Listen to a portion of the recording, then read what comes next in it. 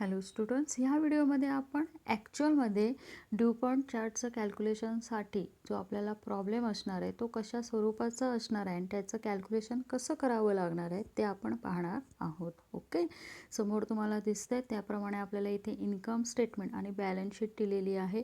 Income स्टेटमेंटचा जर विचार केला तर तो व्हर्टिकल इन्कम स्टेटमेंट आपल्याला त्याने सरळ प्रेझेंट करून दिली आहे. देताना 2 वर्षांची इन्फॉर्मेशन आपल्याला दिलेली आहे, बरोबर. 2014 आणि 2015ची. ओके, आता इन्कम स्टेटमेंटमध्ये कोणकोणते कंटेंट्स दिले आहेत ते पाहूया. नेट सेल दिलेला आहे आपल्याला, कॉस्ट ऑफ गुड सोल्ड दिला आहे, ग्रॉस प्रॉफिट दिलेला आहे, administration, selling and distribution and finance एक्सपेन्सेसची टोटल दिलेली आहे, डेप्रिसिएशन दिलं आहे, EBITs म्हणजेच अर्निंग बिफोर इंटरेस्ट अँड टॅक्सची अमाऊंट दिली आहे, interest expenses, income before tax म्हणजेच आपला प्रॉफिट बिफोर टॅक्सची अमाऊंट आहे, इन्कम टॅक्सची अमाऊंट आहे आणि नेट प्रॉफिट आफ्टर टॅक्स दिलेला आहे. ओके, बॅलन्स शीटचा विचार केला तर आपल्याला उभ्या फॉर्मॅटमध्ये त्याने बॅलन्स शीट प्रेझेंट केली आहे. म्हणजे पहिली असेट बाजू आहे आणि नंतर लायबिलिटी साईड. असेटच्या अंडर काय काय आहे बघा, cash and bank, receivable, inventory म्हणजे stock, other current asset, land and building, machinery आणि फर्निचर अँड फिटिंग हे असेटचे आयटम आहे.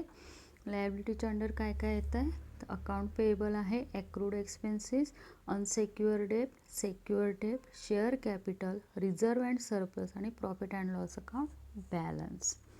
ओके, आणि ह्या सगळ्या इन्फॉर्मेशन आपल्याला काय सांगितलं आहे बघा, from the above data indicate a diagrammatic representation of DuPont chart for the year ended 31 March 2015 म्हणजे 31 मार्च 2015चा ड्यू पॉईंट चार्ट आपल्याला प्रेझेंट त्याने करायला सांगितलेला आहे. ओके, ह्या स्वरूपात आपल्याला काय केलं आहे, त्याने प्रॉब्लेम दिला आहे. एवढं लक्षात ठेवायचं की ड्यू पॉईंट चार्टमध्ये एका पर्टिक्युलर कॅल्क्युलेशनला आपल्याला काय लागतं, ॲव्हरेज अमाऊंट लागतात, बरोबर. असेट ज्यावेळी आपण काढतो ॲव्हरेज टोटल असेट त्यावेळी आपल्याला ॲव्हरेज करंट असेट आणि ॲव्हरेज फिक्स असेट काढावी लागते. ॲव्हरेज काढायचं झालं तर आपल्याला काय लागतं, ओपनिंग आणि क्लोजिंग बॅलन्स प्रत्येक आयटमचा लागतो. त्यामुळे ड्यू पॉईंट चार्टचे जे प्रॉब्लेम असणार त्यामध्ये कमीत कमी 2 वर्षांची आपल्याला काय दिलेली असणार, त्याने इन्फॉर्मेशन ही दिलेली असणार आहे. ओके, क्लिअर झालं आहे.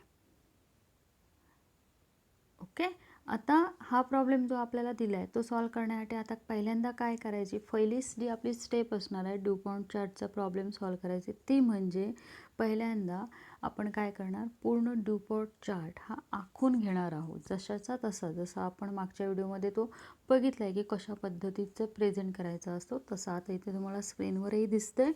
त्याप्रमाणे मी आखून घेतलं आहे बघा. वर हेडिंग आपलं असणार आहे ड्यू पॉईंट चार्ट. हवं तर आपण इथे तारीखही मेन्शन करू शकतो, कधी किंवा कुठल्या महिन्यासाठी किंवा कुठल्या इयरचं किंवा कुठल्या तारीखचं आपण ते प्रेझेंट करतो आहे ते. कंपनीचंही नाव आहे आपण इथे इंडिकेट करू शकतो जर त्याने कंपनीचा उल्लेख केला असेल तर. ओके, पहिलं हेडिंग काय असणार आहे, ड्यू पॉईंट चार्ट. त्यानंतर तो चार्ट आता मी आपल्याला हव्या त्या पद्धतीने आपण काय करू शकतो, प्रेझेंट करू शकतो. म्हणजे तिथे तुमची स्किल दिसणार आहे की तुम्ही कसं सुटसुटीत आणि व्यवस्थित तो काय करता, एका पेजवर ड्यू पॉईंट चार्टचा जो फॉर्मॅट आहे तो बसवत आहे. ओके, मग त्यामध्ये बघा मी काय केलं आहे, रिटर्न ऑन टोटल असेट जी नेक्स्ट लाईन ठेवली आहे ती मी आन्सरसाठी ठेवली आहे. सेम त्याचप्रमाणे net profit margin, total asset turnover, पण नंतर नेट प्रॉफिट मार्जिनचे 2 भाग, net profit, net sale, total asset टर्नओव्हरचे 2 भाग, net sale, average total asset. त्यानंतर सेम त्याच पद्धतीने इकडचा भाग आहे net sale plus or minus non operating surplus or deficit, total cost 4 भाग, cost of good sold, operating expenses, interest and tax. Same त्याचप्रमाणे टोटल असेट टर्नओव्हरचे 2 भाग, नेट सेल आणि average total asset, average total असेटचे 2 भाग, average current asset, average fix asset. त्यानंतर average current असेटचे 4 भाग, average cash, bank and marketable securities, average debtors, average inventory आणि ॲव्हरेज ऑफ अदर्स. ओके, मग आता ॲक्च्युअलमध्ये आपण प्रॉब्लेम सॉल्व करणार. प्रॉब्लेम सॉल्व करताना आपण वरून खाली येणार नाही तर काय करणार आहोत, खालून एक एक स्टेप वर आपल्याला जायचं आहे. ओके, मग त्यासाठी बघा आपण काय करणार, आता ह्या पद्धतीने आता ह्या दिसतंय बघा, ह्यामध्ये मी आन्सर ऑलमोस्ट भरलेली आहेत. ओके, मग आता काय करणार आपण, तर इथे पहिल्यांदा काय करायचं सांगा, एक कुठली तरी साईड घ्यायची. म्हणजे एकतर नेट प्रॉफिट मार्जिनचं कॅल्क्युलेशन पहिल्यांदा करायचं किंवा टोटल असेट टर्नओव्हरचं कॅल्क्युलेशन आधी करायचं. मी काय केलं आहे, नेट प्रॉफिट मार्जिन आपण आधी पहिल्यांदा बघूया. खालून वर जायचं आहे म्हटल्यानंतर पहिल्यांदा आपण हे खालचे जे 4 भाग दिसत आहेत का, कोणकोणते, cost of goods sold, operating expenses, interest आणि टॅक्स, हे पहिल्यांदा भरून घेणार. प्रॉब्लेममध्ये आपल्याला त्याने काय केलं आहे ते सरळ दिलेले आहेत बघा. काय काय आपल्याला लागतं, cost of goods sold. Okay, 2015ची प्रेझेंट करायची, त्यामुळे 2015चा विचार करणार. Cost of goods sold 1,40,000. Okay, त्यानंतर ऑपरेटिंग एक्सपेन्सेस टोटल आपल्याला लागणार किती आहे, 40,000. ओके, त्यानंतर आपल्याला इंटरेस्ट लागतं, इंटरेस्ट एक्सपेन्सेस 20,000. आणि लास्ट काय आपल्याला लागतं, टॅक्स किती आहे, 13,500. 1,40,000, 40,000, 20,000 आणि 13,500 ह्या आपण काय करणार, पहिल्यांदा अमाऊंट भरून घेणार. Cost of goods sold 1,40,000, operating expenses 40,000, interest 20,000 आणि टॅक्स 13,500. ओके, आता ह्या 4ही आयटमचे टोटल करणार म्हणजे आपल्याला काय मिळणार, टोटल कॉस्ट मिळणार. किती होते टोटल, 2,13,500. एक भाग झाला. आता लगेच सेकंड भाग बनणार. त्यामध्ये काय आपल्याला आहे, net sale. Okay, net sale प्रॉब्लेममध्ये किती आहे तो पहिल्यांदा आपण घेणार. नेट सेल किती आहे बघा, 2015चा 2,60,000. ओके, तो पहिल्यांदा इथे मी लिहून घेणार. 2,60,000 plus or minus non operating surplus और डेफिसिट. म्हणजे नॉन ऑपरेटिंग इन्कम और एक्सपेन्सेसचा जर काही भाग असेल तर आपल्याला तो इथे घ्यायचा आहे. त्यासाठी आपल्याला इन्कम स्टेटमेंट प्रेझेंट केलेली आहे ती चेक करावी लागणार. मी ते नॉन ऑपरेटिंगचा कुठलाही भाग दिलेला नाही आहे, त्यामुळे ते नील दिसणार. त्यामुळे फक्त इथे काय अमाऊंट दिसणार, नेट सेलची अमाऊंट. मग आता नेट सेलची जी 2,60,000 अमाऊंट आहे त्यातनं मायनस करायची टोटल कॉस्टची अमाऊंट 2,13,500. मायनस केले की आपल्याला काय मिळणार, नेट प्रॉफिट जे किती आहे 46,500 येणार. ओके, आता नेट प्रॉफिट 46,500 मिळालं, त्याला डिवाइड करणार नेट सेल. नेट सेल आत्ताच आपण बघितलं किती आहे, 2,60,000. ते आपण अमाऊंट इथे भरून घेणार. मग 46,500 भागिले 2,60,000 गुणुले 100 कॅल्क्युलेशन करून आपल्याला हा रेशो मिळणार. कोणता, नेट प्रॉफिट रेशो. जो किती येतो आहे त्याचा आन्सर नेट प्रॉफिट रेशोचं 17.88%. एक भाग झाला आपला ड्यूपॉन्ट चार्टचा. आता सेकंड भाग बघूया. सेकंड भागमध्ये सुद्धा आपण त्याच पद्धतीने करणार, खालून एक एक स्टेप वर येणार आहोत. आता खालचे 4 भाग कोणते आहेत बघा, करंट असेटचे. इथे आपल्याला average cash and bank and marketable security लागणार. आता इथे ॲव्हरेज काढायचं असल्यामुळे एक एक आयटम आपण बघत जाऊया. ओके, आता एक एक बघत जाणार म्हटल्यानंतर आता इथे पहिल्यांदा काय बघतोय आपण, average cash and bank balance. Okay, आता इथे कॅश अँड बँक बॅलन्स दोन्ही वर्षांची इन्फॉर्मेशन लागणार, ओपनिंग आणि क्लोजिंग. 7,000 ओपनिंग आहे, 5,000 क्लोजिंग. 7,000 प्लस 5,000 टोटल किती होणार आहे, 12,000.